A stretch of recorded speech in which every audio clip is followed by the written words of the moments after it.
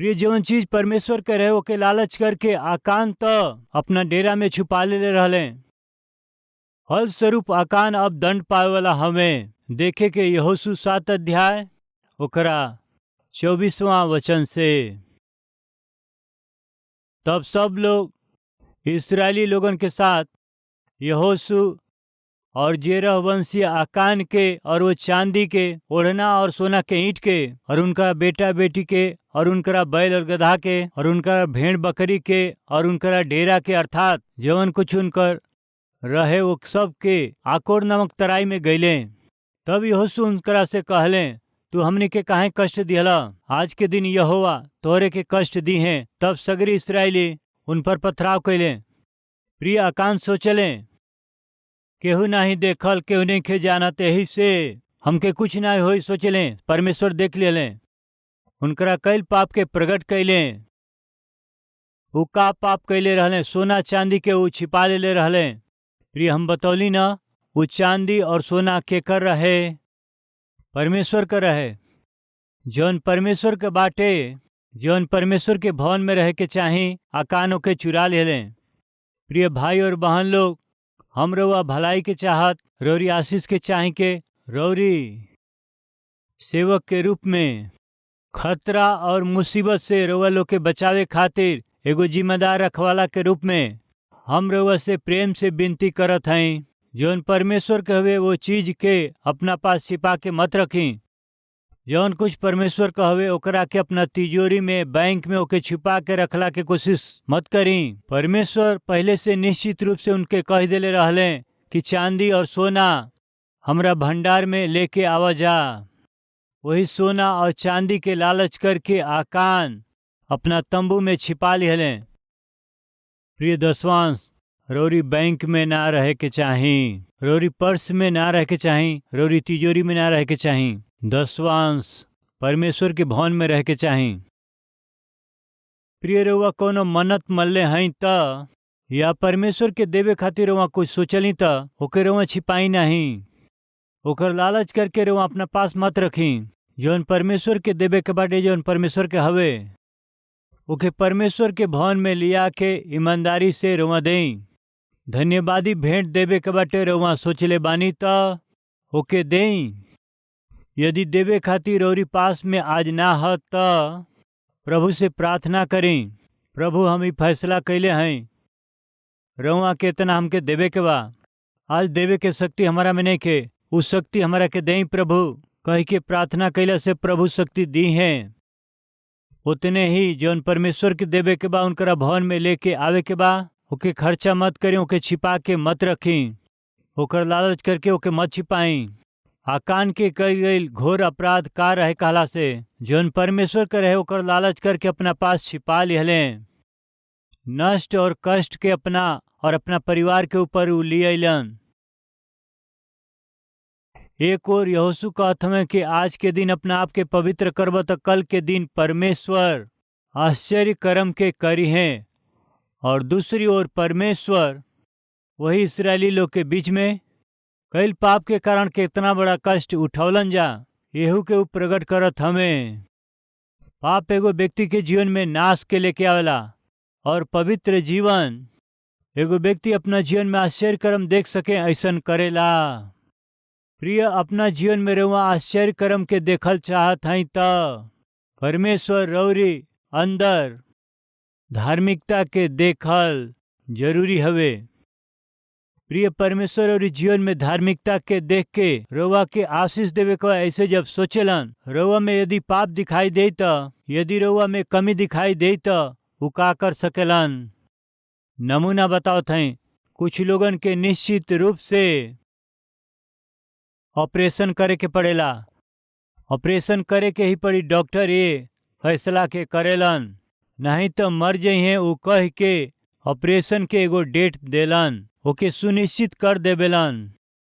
Debt तय कैला के बाद, सगरी तैयारी कैला के बाद में फिर से वो मरीज के अच्छा रीति से वो चेक करेलन। मान ले उनका शुगर अधिक बाटे, शुगर बड़ा अधिक बा, तब डॉक्टर कहलन कि हम ये ऑपरेशन के कैंसिल कर देते हैं। शुगर बहुत बाटे, हम ऑपरेशन ना करब। ऑपरेशन ना हुई तो जान चल जाई कहत हमें ना। बाकी शुगर भइल तो का भइल, रउआ ऑपरेशन के करी। 100 दिन में जाए वाला 10 दिन में चल जाए हैं। पहले शुगर लेवल के कम करे के बा। शुगर के कम कैला बिना हम सफल ऑपरेशन के ना कर पाई। प्रिय भाई बहन, परमेश्वर हमनी के जीवित रखल चाहत हमें। परमेश्वर हमनी के आशीष दिहल चाहत हमें। परमेश्वर हमनी के स्वास्थ्य दिहल चाहत हमें, आर्थिक रूप से मजबूत कल चाहत हमें। बाकी हमनी में पाप के लेवल थोड़ा बढ़ गईल बा। ये पाप के लेवल जब तक कम ना हो जाए, परमेश्वर के आशीष दिहल संभव नइखे। यहोवा परमेश्वर के हाथ इतना छोटा नइखे हो गईल कि उद्धार ना कर सके। उनकर कान बहिरा नइखे हो गईल कि वो सुन ना सके। तोहार पाप और तोहार अधर्म परमेश्वर और तोहरा बीच में रुकावट का दीवार बनल बा। यही से परमेश्वर जवन सब कुछ कर सकेलन, कुछ ना करके चुप हमें तो ये परमेश्वर के कमी ना हुए। प्रिय, हीरा और पाप हवे। यहोशू पवित्र रहले, यही से उनकर लोग पवित्र जीवन बितावे ये आशा कैले। यहोशू पवित्र हमें, यही से वो पवित्र जीवन के द्वारा परमेश्वर बहुत से सफलता के देले हवा। यही से उनकर लोग भी ये सफलता के पावे के बाटे यहोशू आशा कैले। प्रिय, आज परमेश्वर हमनी से का चाहत हमें जानत हई? पवित्र जीवन। यदि रउआ पवित्र जीवन के बिताइब त परमेश्वर निश्चय जवन रउरी जीवन में कल चाहत हमें ओके निश्चय रउरी जीवन में करी। एक बार अपना जीवन के जांची।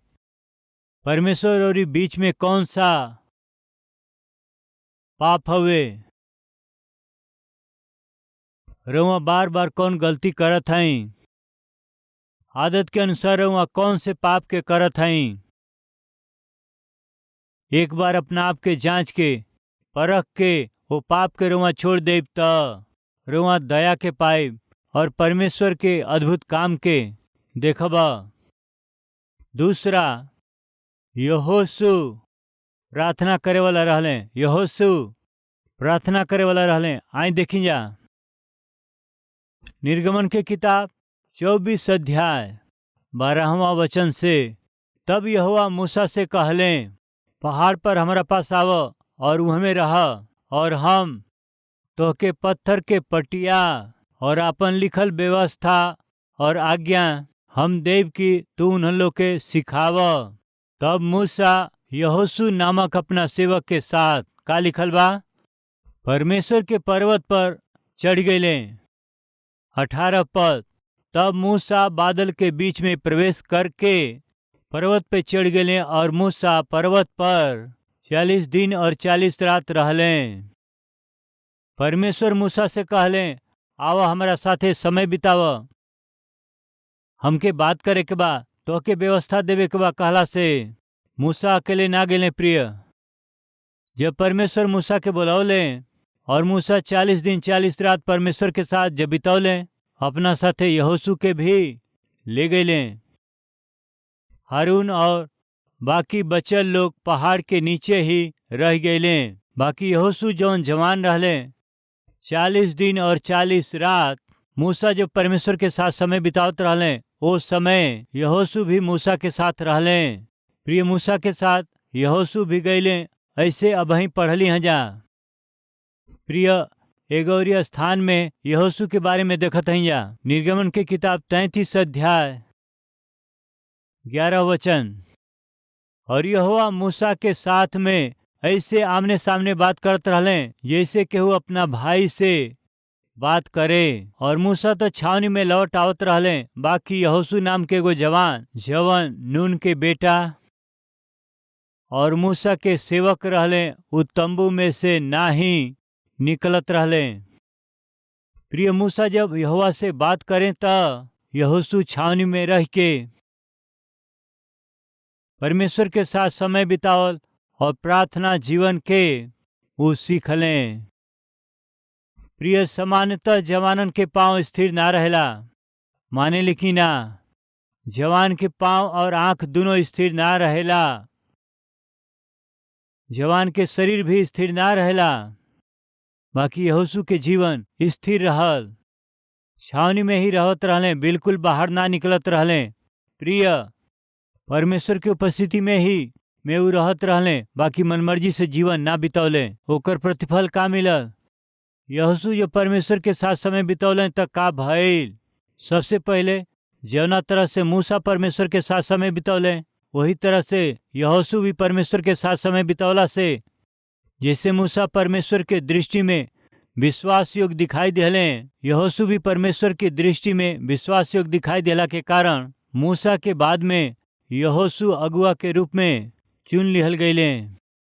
परमेश्वर के साथ लंबा समय तक प्रार्थना करे के आदत ऊ बना लिहले। ऐसे वो प्रार्थना के सामर्थ कौना स्तर तक पहुंच गई कहला से देखे कि कौना स्तर तक पहुंच गई। यहोशू के किताब 10 अध्याय 12 वचन से देखे के। यहोशू 10:12 से वो समय यानी जौना समय यहोवा एमोरी लोग के इस्राएली लोगन के वश में कर दिहले, वही दिन यहोशू तो यहोवा के इस्राएली लोग के देखते ये प्रकार से कहले, हे सूर्य तू गिबोन पर, और हे चंद्रमा तू आयलोन के तराई के ऊपर थमारा। और सूरज उस समय तक ठहरा रहल और चंद्रमा उस समय तक ठहरा रहल जब तक वो जाति के लोग अपना दुश्मन से बदला ना ले। कितना अद्भुत प्रार्थना है। यहोशू परमेश्वर के साथ जब लंबा समय तक प्रार्थना में समय व्यतीत कैले, परमेश्वर उनके इतना सामर्थी बना दिले कि वो सूरज के देख के कहले रुक जा, तब सूरज रुक गई। इस संसार में,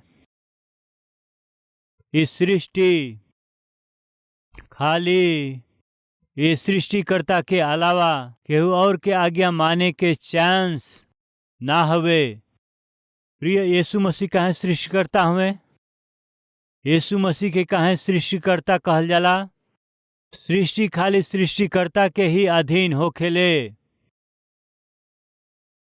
प्रिय, जब यीशु जी नाव में जात रहले और नाव के निचला हिस्सा में जब सुतल रहले त, और उस समय जब झील में तूफान आई, लहर उठत रहे त, चेला डर के कहले, हे प्रभु जी हम नाश होथैया।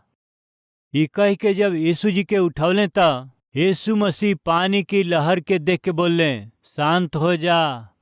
बोलते ही पता नहीं काहे लहर उठावत झील, तूफान उठावत झील तुरंत ही शांत हो गई।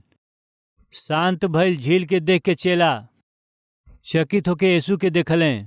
इस सामान्य व्यक्ति ना हमें प्रिय, हमनी के परमेश्वर सामान्य ना हमें प्रिय। सृष्टि सृष्टिकर्ता के अधीन ही होखेले। यहोशू प्रार्थना के जरिए इतना सामर्थ के पौले की उनकरा प्रार्थना कैले से सूरज रुक गई, चंद्रमा स्थिर हो गई। नीचे एगो सुंदर बात है, देखी 13 वचन। सूर्य आकाश मंडल के बीचों बीच ठहरा रहल और लगभग 4 पहर तक ना डूबल। ना तो ओकरा से पहले ऐसन दिन भइल और न ओकरा बाद जेवना में यहोवा परमेश्वर कौन आदमी के सुनले होखे। का लिखल बा? यहोवा परमेश्वर एगो व्यक्ति के प्रार्थना के सुन के उनकर कल गई महान अद्भुत काम में से सबसे अद्भुत काम कहा जानत हई? सूरज के रोकल। ऐसन अद्भुत काम कबो ना भइल और कबो होखबो ना करी। यहोशू प्रार्थना कैला से परमेश्वर सूरज के भी रोक दिले। प्रिय, प्रार्थना में सामर्थ हवे। धर्मी व्यक्ति के प्रार्थना में सामर्थ होखेला। प्रिय भाई और बहन लोग, प्रार्थना जीवन के अनदेखा मत करी। परमेश्वर के साथ समय बितावला के लापरवाही मत करी। प्रार्थना के जरिए ही हम अपना जीवन में हर एक बात के संभव कर सकें। जाए बात के मत भूली। हमार परमेश्वर हमनी के मन के विचार के भी जान के जवाब देवेलन। यहोशू के प्रार्थना के जीवन बहुत ही सामर्थी रहे, यही से उनकरा देश के विजय पावे खातिर सूर्य के जब डूबे से रोके के रहे, वो प्रार्थना के जरिए सूरज के भी रोक दिहले। रोरी प्रार्थना के जरिए आवे वाला विपत्ति के रोवा रोक सकीला। रोरी प्रार्थना के जरिए शैतान के शक्ति के रोवा रोक सकीला। रोरी प्रार्थना के जरिए रोरी बच्चन के ऊपर आवे वाला शैतान के आक्रमण के रोक सकीला। रोरी प्रार्थना के जरिए रोरी नौकरी में होखे वाला दबाव के रोवा रोक सकीला। प्रार्थना के जरिए रोरी व्यापार में होखे वाला नुकसान के रोवा रोक सकीला। प्रार्थना के जरिए रोरी ऊपर आवे वाला बीमारी के रोवा रोक सकीला। प्रार्थना में वो सामर्थ है। यहोशू अपना जवानी के दिन में अधिक समय परमेश्वर के साथ बितौला। यही से एगो विपत्ति के समय आयल तो प्रार्थना के जीवन ही उनकरा जीवन में अद्भुत काम कैलस और उनकरा प्रजा के विजय के दियौलस। प्रिय रहुआ, प्रभु के उपस्थिति में आके बोझ के साथ ओकरा के मांगी, वैसे ही उत्तम चीज के रुआ मांगी और महान चीज के मांगी, काहे कि हमार परमेश्वर महान हवे। प्रिय यहोशू के कितना हिम्मत चाही सूरज के कह सके रुक। प्रिय बताई रुकल कि नहीं?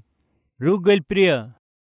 कारण जानत हई, ओके मालूम रहे कि यदि हम प्रार्थना करब तो हमार परमेश्वर अद्भुत काम करी हैं। प्रिय प्रभु के दास जॉर्ज मुलर के विषय ये बात प्रचलित बा कि जब घुटना टेक के प्रार्थना करेलन, सगरी स्वर्ग उनके झुक करके उनके देखत रहल। जॉर्ज मुलर घुटना टेकला से एगो परमेश्वर ही नाही कहल जाला, पूरा स्वर्ग में सन्नाटा छा जाओ, पूरा स्वर्ग शांत हो जात रहे। जॉर्ज मुलर प्रार्थना करत हमें, ऐसे पूरा स्वर्ग शांत हो करके जॉर्ज मुलर के प्रार्थना के बहुत ही शांति से देखल करे। कारण जानत हई जॉर्ज मुलर इतना महान प्रार्थना योद्धा रहले। एक दिन जॉर्ज मुलर एक छोटा स्टीमर में यात्रा करत जात रहले। कल शाम के मीटिंग में प्रचार करे के बाटे, बाकी स्टीमर बीच में रुक गई। काहे स्टीमर रुक गई? खिड़की खोल के देखला पे पूरा समुद्र में बर्फ फैल गई रहे, हिलल मुश्किल रहे। स्टीमर वहीं बर्फ में फंस गई रहे। प्रिय जॉर्ज मुलर वो स्टीमर के कैप्टन के पास आके पूछलें। कैप्टन कहले समुद्र के ऊपर बर्फ जम गई बाटे, यही से स्टीमर आगे बढ़ ना पाई। ठीक बा, एगो जगह में कल हमके वचन प्रचार करे के बा, हमन कब तक पहुँचे के कहला से स्टीमर के कैप्टन कहले कि कल शाम के प्रचार करे के बा। हाँ, मीटिंग में जाए के बा। हाँ, भूल जा। का कहले? भूल जाई। का भूल जाए के बा? कल मीटिंग में जाए के बा, प्रचार करे के बा, भूल जाई। काहे खातिर? 3 दिन लाग जाई, लगभग 3 दिन लाग जाई। मीटिंग में जाए के चांस नहीं खे। ये बर्फ जौन पिघलल बाटे ओकरा के और मीटिंग में जाए खातिर कुछ दिन लाग जाई, ना जा सकेली जा, भुला जाई। प्रिय जॉर्ज मुलर का कहले जानत हई? अब वहीं कहीं हम मीटिंग में जाए के कहले बनी, जाए के हम वहाँ जा ना पाई कबहीं भी, प्रभु हमके ना रोकलें। जौन बर्फ तू देखत हो वो हमरा के ना रोकी। काहे? का करब? हम का करब? थोड़ी देर बाद देख लिया। जाके कमरा में घुटना टेकलें, प्रार्थना करें, कहलें प्रभु कल शाम के जहाँ जाए के बटे वो हमारे वहाँ हमरा के ले जात हई, धन्यवाद। कल के वचन के सेवकाई होके देत हई, रहू धन्यवाद। ई बर्फ जौन रुकावट बनल बाटे ओके हटावत हई, वो खातिर रउआ के धन्यवाद करत हई। ऐसे प्रार्थना कैला से कैप्टन के लागल के ई शायद पागल हवे। कई बरिस से हम ये स्टीमर के चलावत हई, कई साल से हम यही मार्ग से जात हई। ई सगरी बर्फ ये व्यक्ति के प्रार्थना से ई कैसे पिघल जाई, कैसे गायब हो जाई, पागल हमें ई सोच करके देखते देखते वो स्टीमर के छत पे गईले। देख के विश्वास ना कर पावले। उनकरा आँख के सामने जौन बर्फ रहे पूरा पिघल के उनके दिखाई दिहलस। तुरंतों के देख के दौड़त नीचे आ कर के वो प्रार्थना करत जॉर्ज मुलर से कहलें, साहब जॉर्ज मुलर जी, अब प्रार्थना रोक दें। का भइल? जवन रुआ कहली उहे भइल। और परमेश्वर सामान्य ना हवे। प्रार्थना के जीवन में सामर्थ हवे। जवन विरोध में हवे, जवन रुकावट हवे, वो चीज के हटा सके, तोड़ सके, मार के खाली कर सके, ऐसन सामर्थ प्रार्थना में है। वो प्रार्थना के विषय रुआ लापरवाही करते हैं। यही से सगरी रुकावट के मोल लेते हैं, सगरी विरोध के मोल लेते हैं। रुआ खुद एगो रुकावट के पत्थर बन गई बानी। कम से कम आज से रुआ प्रार्थना शुरू करी तो कितना अच्छा हुई। कम से कम आज से सवेरे उठ करके आधा घंटा या 1 घंटा प्रार्थना कैला से, शाम के सुतला के पहले कम से कम आधा घंटा या 1 घंटा प्रार्थना कैला से मित्र लोग परमेश्वर और बीच में आश्चर्य कर्म के कर दी हैं। रुआ अपना आप के पवित्र कर लें और प्रार्थना के जीवन के अपना लें। आई प्रार्थना करी जा। हर जना हमरा साथे प्रार्थना करी।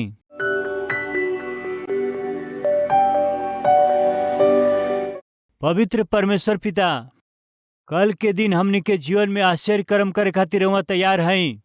बाकी आज हमनी के अपना आप के पवित्र करे के बाटे।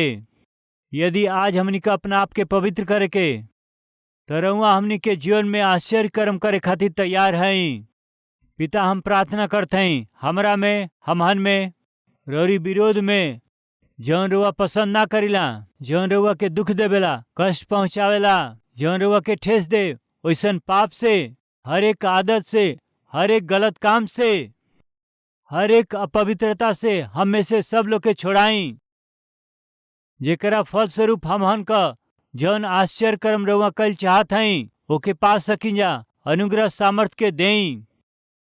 और वैसे ही यदि हम व्यक्तिगत जीवन में अधिक समय बितावे के तब आश्चर्य कर्म के अद्भुत काम के देख पावे के। मूसा रौरी उपस्थिति में जब 40 दिन 40 रात रहले त यहोशू रौरी साथ में समय के बितौले, उ तम्बू में रहत रहले, रौरी उपस्थिति में रहले, प्रार्थना के जीवन के वो अपनौले। फलस्वरूप सूरज के ही रोक सकले ऐसन प्रार्थना के सामर्थ के वो दिखा पौले। हे पिता, हमन के जीवन में भी आए वाला हर एक विपत्ति के, हर प्रकार के शैतान के युक्ति के प्रार्थना जरिए सफल करके जय पावे के अनुग्रह हमनी पे करी। यीशु मसीह के नाम से मांगत हैं पिताजी, आमीन।